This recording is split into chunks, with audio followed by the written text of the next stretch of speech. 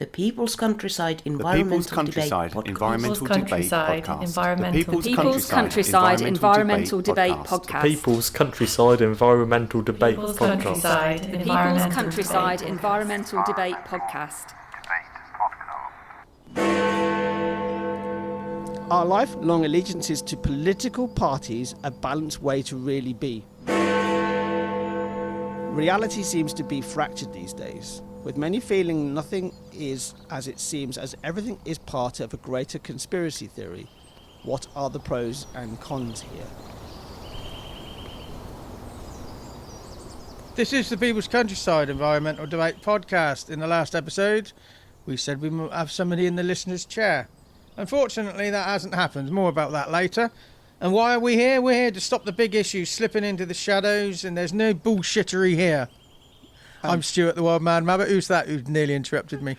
Well, I nearly interrupted because we've already got an explicit episode right off the bat. Yeah, that's the quickest. I think that's the quickest swear word we've had in this podcast. Yes, my name's William Manclow. I am the co-host of this charade. And the aim of this podcast is basically we answer 2 listener questions in every single episode. You guys send them in, and we answer them. We try and draw it back to nature in some way, but sometimes it's a bit difficult. I'm Stuart, the Wild Man Rabbit, the other co-host, the main co-host, I'd say. I hold this whole thing together. My job is bringing nature into people's lives in as many ways as I can, in the hope that will be the first step to people wanting to protect it. What do you do, William? I'm a photographer. I do talks. I'm often behind a microphone. I do many things. Yeah. This podcast, it says a debate podcast, but generally they're conversations. Sometimes it's a debate. We try and explore both sides, but William and I often agree on things. So sometimes it's a challenge to explore the opposite side. I came across the phrase the other day, William, chatcast. This is more of a chatcast than a podcast, I'd say. Yeah, I don't think we like to be stereotypes, but if we are going to be put into any bucket, if you want to call it that, that would be it, wouldn't it? A chatcast. We try and normalise the big issues by talking about them openly, and our aim is to challenge beliefs, mindsets, and habits. And through actions, we try and address what we discuss. If you want to leave a question, how can that be done, William? Best way to do it is you can find us all on social media, on Facebook, on Instagram, on Twitter. I'll always call it Twitter. So you can send us a message there. Also, you can send an email to thepeoplescountryside@gmail.com. That's thepeoplescountryside@gmail.com. And send us a question there. Well, I interrupted you then. We're not scientists or experts. We like to show that just because you don't necessarily know about a subject or prepared to talk about the subject, you can still have an opinion. We're 2 guys basically willing to explore the big issues with no prep, because we do not see these questions before we press record. And I said we were going to have somebody in the listener's chair. Unfortunately, somebody in her family has passed away, and so the funeral was today. Yeah. So can't be here, but hopefully that will happen again in future. We have 39 listener questions to get through. Not today, though. We're only going to do 2. Yeah, we tried to do 39 listener questions in an episode and keep it to our normal episode length, which is around about 20 minutes. We wouldn't be able to read the questions out. We would be able to read one word from each question, I reckon. Yeah, but 39 questions takes us up until the beginning of July. Not bad, eh? And get your question in now, and you can get it. We'll discuss it sometime in August, probably. We often get asked how long we're going to do this for. We often say, well, we do it for as long as we've got any inclination. I've got an announcement to make. I haven't told William this. I would predict, if we're still going in so this is 2025. You've got to say 20. I'm sorry, I've got to stop you there. Say 2025. Yeah. It's a lot easier. Yeah. I've heard people start saying 2025. We'll be here for a half a year for you to actually say that. 2025. 2025. We're trying to set up a new community interest company. And that should be live very soon. And that's going to run a 5-year project. And at the end of 5 years, I've said that I will probably close all my businesses down, give up my interest in that community interest company, and basically give up running businesses. And that by that point, I will be older than you are about now. 58. Yeah. I think the podcast, I would stand down from the podcast in just over 5 years' time. That's an announcement. You didn't know that, William. I've only just decided that just now. Well, it's understandable by the conversations we have had about your own challenges, especially. I mean, you've got us till 2030, people. Yeah. So you've got, how many questions would that be? It's I'm not going to sit here and work that It's out. around about 50 questions a year. So, 5 times 5 is 250 questions, right? So it's roughly about 250 questions over the next 5 years or so. Yeah. Well, no, it's 50 episodes. 50, so it's two questions per episode. 2 questions an episode. So it's 500 more questions. 500 more episodes. Thank you very much. Okay, so who's the question from? I will try to pronounce this name. I do apologise if I do get its pronunciation wrong. Massacre it. I will probably massacre it. Please don't massacre me. So the listener is from Zanzibar. No, it's not. It's Zanzibar Urban West. Zanzibar Urban West. Yeah. In Tanzania. Now I've heard Tanzania pronounced as Tanzania as well. Yeah. So I'll call it Tanzania. You would do because you're you. Yeah. How would you pronounce the name? How would you pronounce the listener's name? I would go for Sekelaga. Sekelaga is what we will go for. I don't know if that's a man or a woman. If Sekelaga, if that's how if we've got it right first time, we're both going to be buying each other a pint later, aren't we, Stuart? Right. Yeah. So their question is: So this is the listener question. Are lifelong allegiances to political parties a balanced way to really be? So you're basically nailing your flag to the mast from the get-go. You're saying regardless of what they decide to do, you could stick with them. Whatever your political allegiance is, or you allow yourself to a particular political party, no matter what they do. And if you think about how I'm thinking about the two main parties in the UK, which is Labour and Conservative, and in my lifetime, they have changed quite radically. You could actually generally speaking, Conservatives are right-leaning and Labour are left-leaning, but they have been through various varieties of those two. I mean, Tony Blair's government was almost seen as like a blue Labour, wasn't it? It was almost like seen as a Conservative Labour. Was it? Is it a good idea? What do you think about this real specific allegiance? I think we don't have to spin this around to the environment and too much, because I think it immediately strikes a chord with environmentalism. But I don't think it's wise in any part of life to blindly follow one thing, one person, one entity, one school of thought without examining everything that's outside of it as well, because then that can inform where that thought process, where that entity goes. I think if you follow blindly, you're just a sheep. And if the people leading the parties know you're going to follow them, whatever they decide, they're not necessarily going to decide to do the right things. I don't think it's you get it in certain parts of the UK. Oh, our family and we're lifelong voters of this party, and my family would disown me. They're not really. It's not really a political motivated decision. It's just conforming. So no, I don't believe it's wise to blindly follow anything. It's like following football club. I've been on a train up in Manchester. I remember on a Friday night, the whole coach was pissed apart from me. I was completely pissed. Anyway, and I was listening to this conversation, and there was a Manchester United fan, and then there was this Leeds United fan.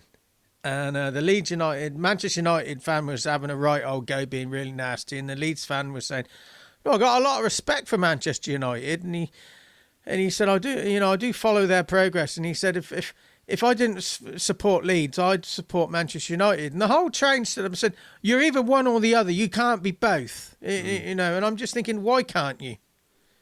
Yeah, I mean, for my own life, I'm an Oxford United fan, mainly because You're in therapy for that. Mainly because of my mother. But But and Oxford's biggest rivals are Swindon Town, and you could always argue that Swindon Town are historically the bigger club. Yeah, sleeping giant. And probably has more success, I would say. But anyway, right now they're below Oxford quite considerably, and there is an opportunity. There's a chance that they might even go into non-league and probably go out of business. Yeah. But my allegiance is not strong enough to. I've got a strong allegiance, and I would always want Oxford to beat Swindon. But the very fact that Swindon are there in the first place, I think it's good to have some sort of rival. I think it's really good to have a rivalry, because it just makes those games a little bit more interesting, a bit more spicy. I think you can have this sort of like strong allegiance to a political party. I've heard this whole idea of there is an idea of footballification in politics, so that no matter what the leader or anybody in your party says, you'll blindly follow them. And I think there is a danger in that. I think you can ally yourself with the underlying principle of a party. Yep. So, for example, like I said, depending on how you politically lean, but you've also got to call out. I think it's almost like you've got to call out those people in your own party which stray too far away from that ideal, and don't get caught up in this footballification. So that if you go back to football, I've been at matches so often that I've seen an Oxford fan shout at the referee, have a go at a player for something that they've done in the opposition team. When an Oxford player does that, it's fine. So it's like, well, actually, no, you've got to have you've got to have more balance in that situation. Yeah. I think there's the problem is it's a lot of systems. It's either or. You've got two parties. It's either or. If you go for a smaller party, it's considered a wasted vote. I think we need more parties. I actually think power sharing is a good way forward. So well, that happens a lot around the world. Yeah. So you don't not vote. You're voting for a mix. You're not voting for one denomination or whatever you want to call it. Exactly. Yeah, that happens a lot in local politics, especially. I'm thinking of the county council, for example, which might change because of this in whole Oxford. thing. Yeah, in Oxford. Yeah, but I know that I've got, with my basic understanding of Finnish politics, it's all about representation. So yeah, I mean, when there was the coalition government in the UK, that was we didn't have it. That's very I can't think of the word. Uncommon. That's the word. It was very uncommon. So that actually stuck out and actually freaked people out a little bit. But actually, proper coalition is often a way forward, because you get then a group of different thoughts coming together, and you should try and find a consensus in that. It's like in Northern Ireland, you've got Fine Gael, Fianna Fáil. Power sharing. Go back 100 and just over 100 years, you would never think those two schools of thought would work together. You've got pro-treaty and anti-treaty. Go back and look at your Irish history if you want to know what I'm talking about. But anyway, 1922 I'm talking about. There's always a fragility in this type of thing anyway. And political parties do change anyway. I mean, think about the current government here in the UK is a Labour, it's a Keir Starmer-led Labour government. It's actually quite austere in some ways compared to the Blair government and compared to any previous Labour governments. And you could say the same for what happened with Rishi Sunak's Conservative government being very different to Major's Conservative government. So there are differences, and I think that's where when you have this footballification, if you want to call it that, of having this sort of like your scarf is tied so tight around your head, it sort of cuts off the blood supply to your brain, and you're just following blindly no matter what your party does. So spinning that around to the environment, you see where I'm coming from there. You just need to be open-minded and look at all the schools of thought, and that's the action. Be open-minded, challenge yourself. Yeah, because it's very easy. I'm just thinking of the HS2 protests, and there's a lot wrapped up in that because of just how badly managed it's been by the government, and just how the protesters were treated as well. But from the protesters' point of view, they just wanted it shut down, and not necessarily seeing the benefits in the future of having a high-speed rail line in the United Kingdom. So you can see it from both ways, really. Question 2. Clodder and Larne, County Antrim, Northern Ireland. Talking about Ireland just now. Clodder is a woman's name, pretty sure of that. What's the question? Clodder, thank you very much for your question. Clodder's question is, reality seems to be fractured. Hold on a minute. I'm not 100% sure that's how you pronounce it, because it is Gaelic. So we'll call her Clodder, though. I'm really sorry. Yes, we there are certain names that we will just always butcher, right, Stuart? Yeah. Anyway, reality seems to be fractured these days, with many feeling nothing is as it seems, as everything is part of a greater conspiracy theory. What are the pros and cons here? Well, there's no such thing as reality. Different perceptions. It could be multi-universes. So what's the reality for us? It might not be a reality for somebody in another universe, if there is one. There is a lot of fracturing. Nothing. Many feel nothing is as it seems, and everything is part of a greater conspiracy.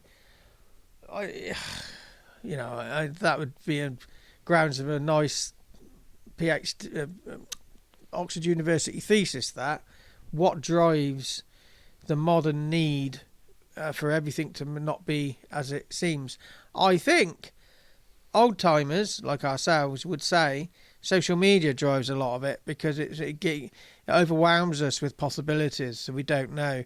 Whereas there is a susceptibility in past times that, and you can see it in history. The masses are manipulated by giving them the information and spoon-fed what we want them to believe. So I think, the pros and cons are the pros of questioning everything. I think that's good. That's the good thing. We question, but we don't seem that happy in looking at all the information and still not having a fucking clue. Yeah, exactly. And there's also that when you do get the answer, you're not happy with the answer. Yeah. And we seem to be I think we are in a post-truth time now. Yeah. That experts aren't seen as being experts anymore. I mean, we often talk about having an expert here on this podcast. If we have a particular question we want to go and look at again, we would say we won't bow to that expert, but then that person has maybe spent a lot of time working in that area, so they have more expertise. So I think there is that sort of that's the con, isn't it? Yeah. The problem is that the expertise often comes from it's focused in academia and stuff, and not always, but a lot of times it is. And academia is there to. It's a business. It's there to. There's a lot of crap courses out there because they sell, not because they're, and you are. There are pros and cons with academia, but there are things you gain from being outside of it that you don't get anywhere close to when you're in it.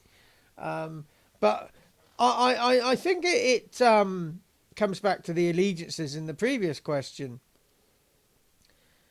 Where there are some people that want to see everything as a conspiracy and try and find the conspiracy in it because they don't want to, for whatever reason, they don't want to believe.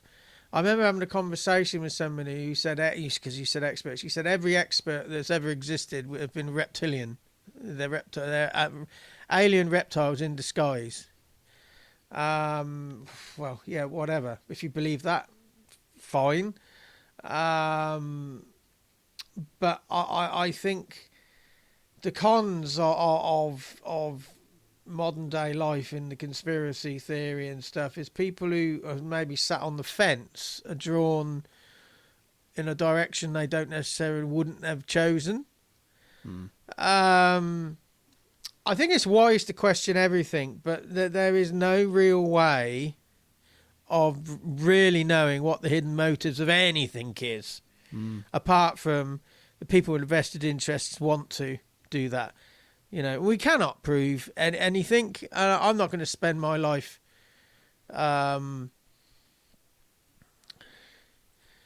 arguing for one camp or the other. I just try and make the most of it until I've gone. So then you got people say, some people believe in reincarnation. Whatever happens, happens. You don't have to believe in anything, because if reincarnation is true, it's going to happen whether we believe it or not. Yeah, so let's look at that question again. Reality seems to be fractured these days. It hasn't always been fractured. We just understand it a bit better. I think in some ways it has been. Well, it depends on your own view of reality, doesn't it? I just like this idea of that with many feeling nothing is as it seems, as everything is part of a greater conspiracy theory. Yeah, I think we have got information overload with social media and so many voices in our heads. If you're on social media all the time, it's there, and also the algorithms push you in a direction of. I've talked about this on the podcast before, where you've got the conspiracy theory of the flat Earth. The Earth is not round, and you watch one video that might be lightly on the topic, and then after about 4 or 5 videos, you're deep into it, and you're like, I know this. I can see the patterns in this. But you're right about say you brought up the idea, Stuart, of whether reincarnation is real or not. It's like, well, if it is real, it's going to happen anyway, as you say, and if it isn't real, it's not going to happen. Yeah. You can spend a lot of time and energy thinking about these things, and I think that's the con, isn't it? You end up in this rabbit hole, and you can end up in quite a bad place as well, because you believe in these conspiracy theories, whether they're true or not. I think sometimes there is a little bit of truth in. There's always an element of truth in a really good conspiracy theory. I can't remember his name, but there was a well-known conspiracy theorist. He was Brazilian, but he was living in London, I think, and he believed 9/11 in America was fake, but then came out about 10 years later to say no, he didn't think it was fake, but he still believed in other conspiracy theories. But the conspiracy theory community have castigated him and ostracised him because he doesn't believe in every conspiracy theory. Allegiances. Do we have a The reason how questions match by accident. Yeah. I think we can also, because we're talking about 2 questions back to back, we naturally make them fit anyway. We try to anyway. But do you think there's an action out of either of these questions for you? Yeah, don't disappear up your own ass. Just question. I would second that, yeah. But just be... Did I tell you that T-shirt I had years ago? Yep, go on. It was a white T-shirt, and on the front had like a cartoon character, and he was bent down, and you were seeing him from the back. He'd bent over, and his head was disappearing up his own ass. And it said, "I know that carrier's up there somewhere." That's anyway, a great T-shirt. Anyway, yeah. So yeah, question everything, but just be prepared for an answer, and be prepared for an answer that doesn't necessarily fit what you assume, your assumptions, because often you can have what's called confirmation bias, and you just everything confirms your own biases. Yep. So thank you, Sekelaga and Clodder, for your questions. Next episode, Jennifer's back from Panama, and your favourite, Debs from Didcot, Oxfordshire. She's back. I'm always scared of Debs.